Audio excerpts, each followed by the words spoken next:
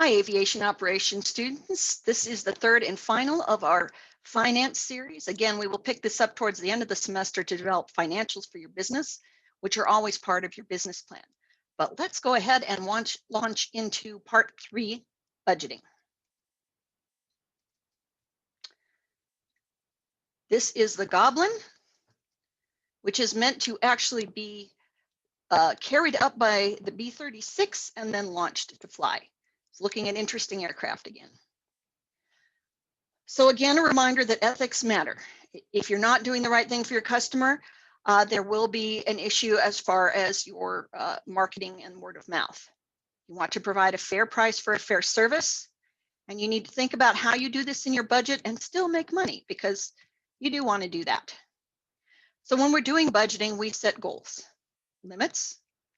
We need to be realistic. Will this be what the market can bear? Forecast by department or product line. Economic factors, seasonal considerations. Don't waste time dreaming. You need to think about how this is really going to work. It's good to dream for what your company would like to be like in the future, but in the first year or two, your budgeting is going to be very basic. Once you've gotten past the first year, you do have last year's numbers. You can research the market, you can adjust as you learn, but for the first year, it is tough. And so you want to be conservative. It's great if you make more money, but you need to make sure you can pay the bills. There are different kinds of tools you can use: an income statement budget, looking at how much money you expect to bring in and how many units you have to sell, an expense budget, or a balance sheet budget, or cash budgeting. Debt service budget, make sure that if you have investors or take out loans or loan yourself money or an airplane, that you put that into your budget. If for some reason you're in a situation where you can't pay on time, the important thing is to provide advance notice. Don't let your investors be surprised. But again, if you're going to do a bulk payout at the end of the year or pay out shares, put that money aside during the year so that you're not in a crunch at the end of the year. Other money considerations. Tax planning. Always make sure as you go along every month and you're paying your bills and doing everything else that you're setting your tax payment monies aside. If you pay insurance in one lump sum annually, make sure you're putting the money aside to pay it next year. You don't want to get surprised by any big bills that you might have forgotten. Retained earnings. Make sure to keep some cash on hand, whether it's due to the cyclical nature of your business or an opportunity to roll money back into the business and maybe give yourself a boost. So I ask you to consider also other revenue sources as you think about your business. One of the issues is credit management. We're not checking credit cards here. Credit cards, the way they work now, you are generally paid right away. Depending on your contract, that money may be called back, but for the most part, you run a credit card, you get paid. But if you are going to give credit to people, that is, let them run a tab and pay later, who in your business has authority for granting credit? What are the terms of sale? Do you add interest for granting them credit? How do you deal with delinquent customers? How do you determine the risk of loaning money to them? Because that is actually what you're doing if you're providing credit for services or products. And another thing is helping customers obtain financing. Sometimes when you're at Summit Aviation, you'll see things about being able to take out loans to pay for your flight training. That is a way to help customers obtain financing. Determine the acceptable credit risk. You do not want to extend more credit than you can afford to, because what happens if they don't pay?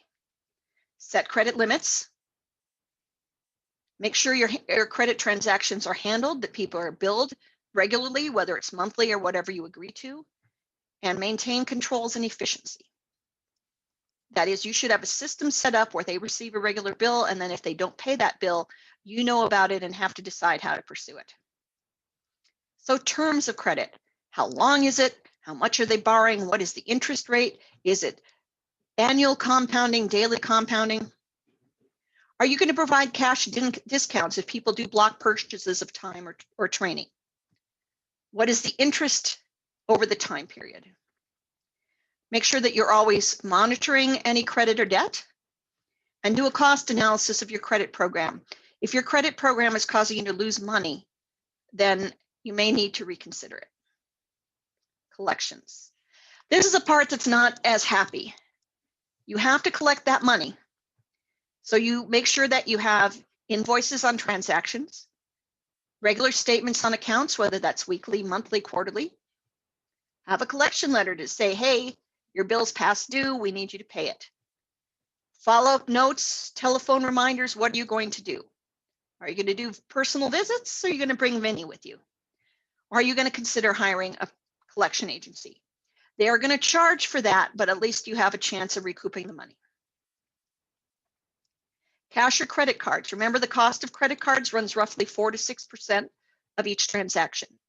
You have to decide whether you are going to absorb that or whether you are going to charge your customers. I would say most businesses accept that this is a cost of doing business. For the convenience of being able to run the credit card and get the money now, you are paying that 4 to 6%. Aviation businesses should aim for a 15 to 25% net profit. But that's not, again, that's not always going to happen in the first couple of years. So now back to our budget.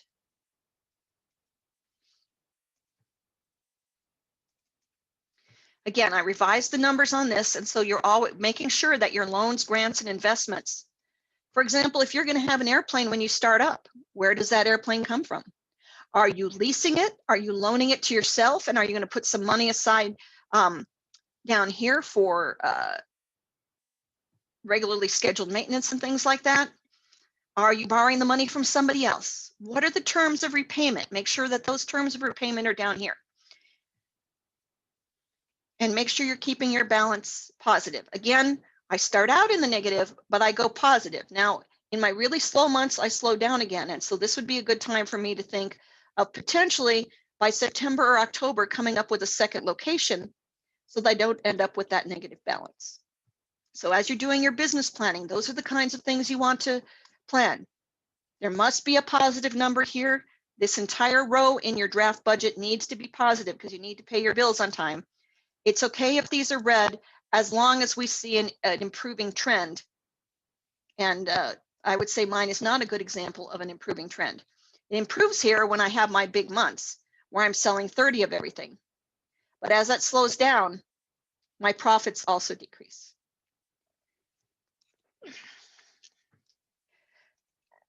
Okay, so stop share.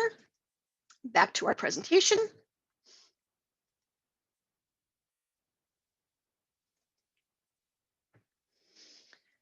So that is it on the budget. If you have any questions about the budget, if you're struggling with Excel, please reach out to me. This is not meant to be a test on how you use Excel. It is meant to be that you have thought through the income and expenses of what your business would look like the first year. Again, you want to try and have some kind of profit so you can roll it back in again. That's not always possible the first year, but I'm asking in this case for you to have a budget where you get some kind of investor or something to help you keep that line positive through the year.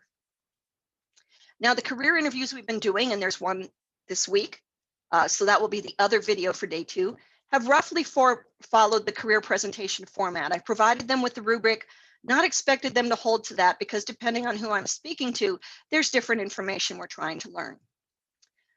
I am working on generating a list of careers that will be part of your attendance activity day 1.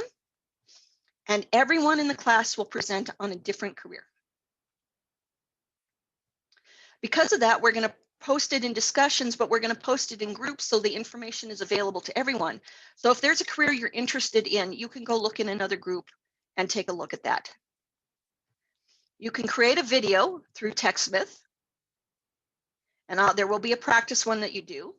And if you're struggling with TechSmith, you can also import a YouTube video, which is what I'm doing for this because I've had some audio issues.